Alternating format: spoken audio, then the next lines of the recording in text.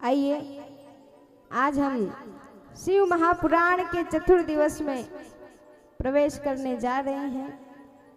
आज हमारी कथा का चतुर्थ दिवस है और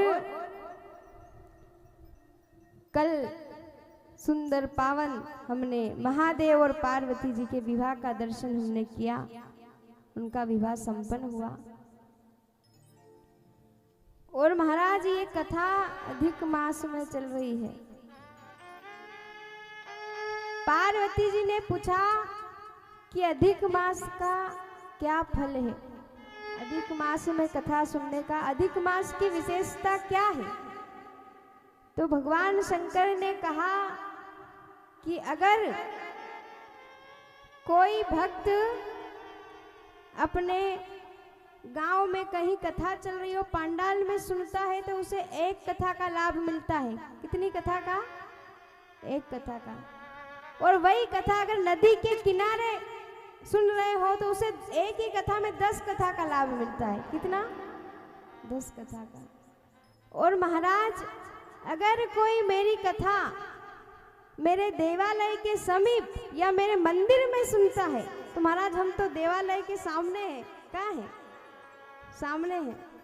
कि मेरे मंदिर में या मेरे देवालय के समीप सुनता है तो उसे हजारों कथाओं का लाभ एक साथ मिल जाता है।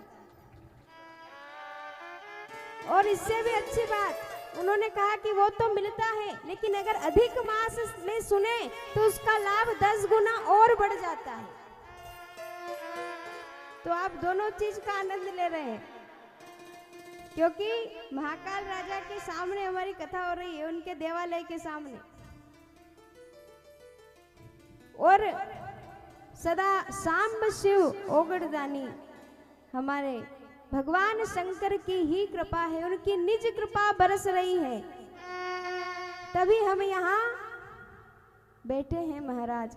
तभी हमें ये भक्ति का पथ मिला है, ये हर किसी के किस्मत में नहीं है।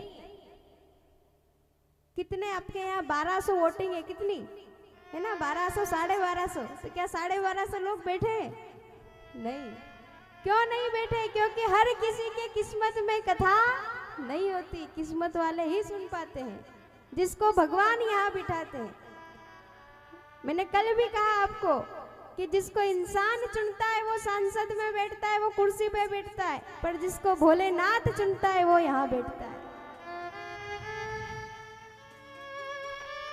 उनकी मर्जी के बिना कुछ नहीं होता महाराज। कि अति हरि कृपा जहां पर होई, भगवान की अति कृपा हुई है जब जाके ये योग लगा है, अति कृपा। और पांव देह ये मार्ग सोई, इस पथ पर पांव हमने उनके मर्जी के बिना नहीं रखा, उनकी मर्जी हुई, उनकी कृपा हुई, तभी हम यहाँ आए हैं। वो चाहते हैं कि हम यहाँ बैठे, वरना अगर जिसकी किस्मत में नहीं है वो घर में बैठ के टीवी भी देख रहे हैं, वो मोबाइल भी देख रहे हैं, लेकिन आप यहाँ गर्मी भी लग रही है तो आप यहाँ बैठे हो। क्यों बैठे हो? क्योंकि भगवान चाहता है कि आपका उद्धार हो, आप भव से पार जाओ। भगवान नहीं चाहते कि हर कोई स्वर्ग जाए, किसी किसी को चाहते हैं वो, और आप लोगों को चाहते हैं, इसलिए यहाँ बैठे हो आप, है ना? वरना हर किसी को नहीं बिठाता वो। लोग नरक भी जाते हैं, लोग स्वर्ग भी जाते हैं, लेकिन भगवान ने आपको यहाँ बिठाया है। और महाराज भगवान शंकर के सिवा हमारे शरीर का बोझ और कोई उठा ही नहीं सकता, कोई नहीं उठा सकता। हमारे जो शरीर का बोझ ढो रहा है, जो इन पापों को हमसे दूर कर सकता है, मिटा सकता है, वो भगवान शंकर है। आपने श्रीमद् भागवत कथा में सुना होगा कि एक 7 वर्ष का बालक 7 दिन तक 7 कोस के गिरिराज जी को सबसे छोटी उंगली पे उठाए हुए हैं, सुना है? तो कहने का तात्पर्य हमारा जो शरीर है ये गिरिराज है। क्या है? गिरिराज है। इसको भगवान शंकर ने उठा रखा है। जब तक शंकर ने उठा रखा है, जब तक हम हाथ हिला रहे हैं, पैर हिला रहे हैं, बोल रहे हैं, जब तक शिव है तब तक हम हैं, और शिव निकल कर बाहर गए कि ये शरीर शव बन जाता है।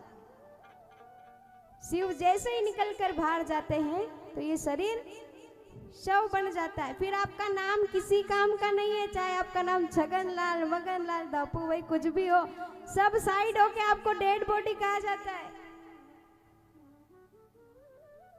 क्या कहा जाता है? लाश कहा जाता है। जब तक शिव है तब तक हम इंसान हैं। जब वो अलग निकल कर बैठ गया महाराज तो फिर कुछ नहीं रहता।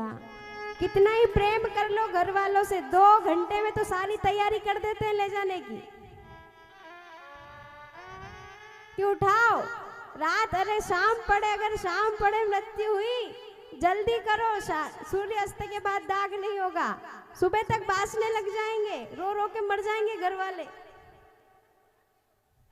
है ना। घर वालों को रोना नहीं पड़े, जल्दी से तीर्थ भोजन हो जाए, इसलिए जल्दी से सारी सामग्री जुट जाती है कि उठाओ और ले जाओ, जल्दी ले जाओ। तो जब तक भगवान शिव है तब तक हम हैं, और उन पर विश्वास रहेगा तो आपको ऐसी 1000 कथाओं में ले जाकर वो बिठा देगा।